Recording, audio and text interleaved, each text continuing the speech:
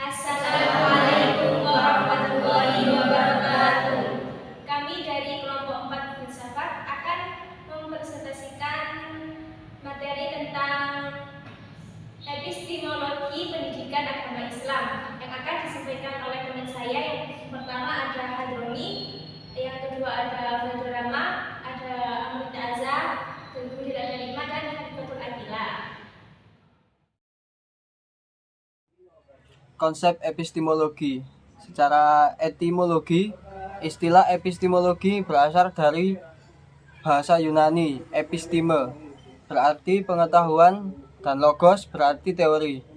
Jadi, epistemologi dapat didefinisikan sebagai cabang filsafat yang mempelajari asal mula atau sumber pengetahuan.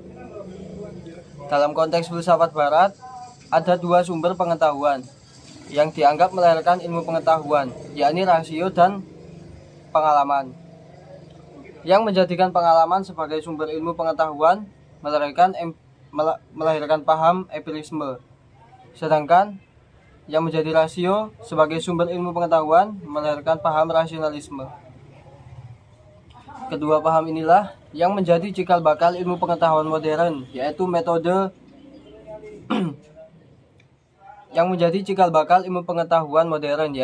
sains atau scientific metode.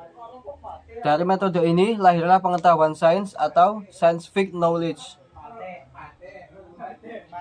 Empirisme berasal dari bahasa Yunani yang berarti pengalaman. Menurut aliran ini, manusia pada awalnya tidak memiliki pengetahuan atau blank. Sesuatu yang blank ini selanjutnya diisi oleh pengalaman manusia. Pengalaman manusia tersebut adalah hasil kerja indera manusia. Pengalaman tersebut adalah hasil dari kerja indera manusia. Asumsi dasar dari pendapat ini adalah indera menghubungkan manusia dengan hal-hal konkret material. Tokoh aliran ini adalah John Locke dan David Hume. Bagi rasionalisme, akalah adalah namun pengalaman yang dihasilkan indera sangat terbatas. Gunung dari jauh kelihatan mulus padahal penuh dengan pohon dan tebing yang curam. Bagi rasionalisme, akalah adalah gerbang ilmu pengetahuan. Dalam rasionalisme, indera tetap berfungsi dalam membantu kerja akal menemukan kebenaran dari pengetahuan yang diinginkan. Jadi, rasionalisme adalah aliran yang mengatakan bahwa sumber pengetahuan adalah akal. Tokohnya adalah Descartes dan Spinoza. Rasionalisme dan empirisme selanjutnya melahirkan metode ilmiah, yaitu kebenaran yang diperoleh melalui pembuktian ilmiah atau sistematis, objektif, empirik, dan logis. Dalam ajaran Islam, di samping indera dan akal terdapat pula apa yang disebut intuisi dan wahyu. Intuisi ini disebut basiroh mulhamah.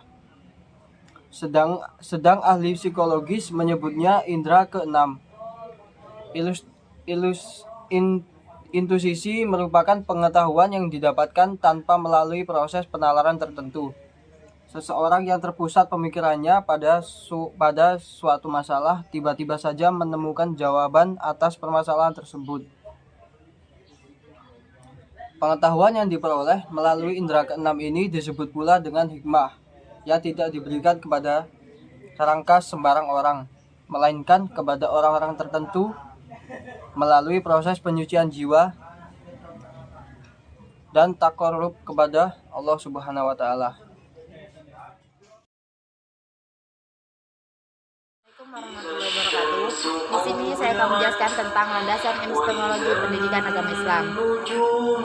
Setiap manusia dilahirkan membawa fitrah serta diberkahi berbagai potensi dan kemampuan yang berbeda dari manusia lainnya. Jadi setiap manusia itu lahir memiliki kelebihan dan kekurangan masing-masing. Fitrah atau potensi tersebut selanjutnya digunakan manusia mulai dari sebatas inderawi atau indera zahir Lalu berpikir dengan akal serta pada tingkatan tertentu manusia bisa dengan potensi indera batiniahnya dan di luar logika. Untuk menepis kebingungan tentang sumber dan metode atau alat untuk memperoleh pengetahuan, terdapat dua kata kunci yang terkadang digunakan serta bergantian dengan makna yang sama atau berbeda oleh para ahli, yaitu kata sumber dengan kata alat untuk memperoleh pengetahuan. Dalam ajaran Islam pada umumnya dan pendidikan Islam pada khususnya, sumber pengetahuan itu adalah Allah Subhanahu wa Ta'ala dengan ayat kauniyah dan kauniyahnya.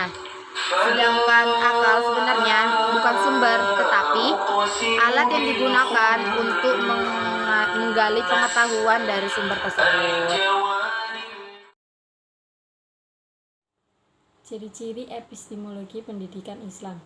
Dalam konteks epistemologi Islam memiliki ciri-ciri khusus yang membedakannya dengan epistemologi lainnya. Di antaranya, 1. Meyakini bahwa sumber pengetahuan adalah Zat yang Maha Alim, yaitu Allah yang bersifat mutlak kebenarannya. 2.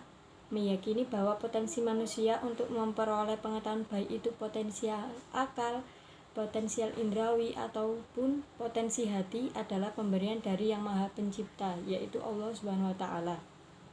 3. Meyakini bahwa potensi yang dianugerahkan tersebut harus diaktualisasikan dalam bentuk iqra terhadap Al-Quran ataupun fenomena alam. 4. Pengetahuan yang diperoleh manusia bukanlah sesuatu yang bebas nilai, tetapi terikat oleh nilai-nilai ilahi yang penggunaannya tidak boleh lepas dari landasan konsep penciptaan manusia, yaitu sebagai hamba Allah dan khalifatullah fil ardi. Problematika epistemologi pendidikan Islam. Dari dulu sampai sekarang, pendidikan itu tidak lepas dari dua hal, yaitu aspek moral dan aspek intelektual. Aspek moral adalah bekal potensial yang berperilaku termasuk sebagai filter terhadap tantangan dunia global. Yang kedua, aspek intelektual, yaitu adalah bekal positif dalam rangka hidup di tengah berbagai kompetisi yang menurut multikompetensi. Ada beberapa kritik terhadap pendidikan Islam. Yang pertama, Islam sulit maju karena pendidikan Islam mengedepankan aspek ukhrawi sehingga aspek duniawi diabaikan. Yang kedua, Islam sulit maju karena tidak sedikit pendidikan Islam yang mulai bergaya sekuler, sehingga aspek spiritual atau nilai mulai terabaikan. Yang ketiga, pendidikan saat ini dalam tataran praktisnya sebenarnya bermasalah pada dua hal, yaitu dari aspek intelektual dan aspek moral. Dari aspek intelektual, pendidikan Islam dengan pendidikan lainnya, dan dari aspek moral, pendidikan Islam juga mulai kehilangan sentuhan spiritualnya. Dari dua tersebut, bila ditinjau dari segi epistemologis, pendidikan Islam biasanya tidak terlepas dari tiga kritikan tersebut, karena pada gambaran epistemologi pendidikan Islam menunjukkan bahwa betapa idealnya pendidikan bila konsep epistemologi tersebut mampu diaplikasikan hanya saja masalah klasik atau berbagai pendidikan Islam, yaitu kesengajaan karena idealita dengan realita. Aspek epistemologi yang ideal tersebut berlabuh pada tataran teologis dan mentok pada tataran praktisnya. Assalamualaikum warahmatullahi wabarakatuh. Di sini saya akan menjelaskan tentang klasifikasi ilmu dalam Islam. Dalam sejarah pemikiran agama Islam, ilmu pengetahuan pada manusia itu dibagi menjadi dua macam. Yang pertama, ilmu pengetahuan yang bersifat perennial knowledge, yakni ilmu laduni. Ilmu yang diberikan oleh Allah Subhanahu wa taala kepada seseorang yang seseorang itu pun bukan seseorang biasa, dalam artian orang-orang tertentu. Dan yang kedua ialah ilmu pengetahuan yang bersifat ajkawirat knowledge, yakni ilmu kasbi, ilmu yang diberikan oleh Allah Subhanahu wa taala sesuai porsi masing-masing, dalam artian sesuai usaha masing-masing. Jadi epistemologi Islam adalah epistemologi yang berpihak pada ayat-ayat Tuhan, baik kauliyah maupun kauniyah,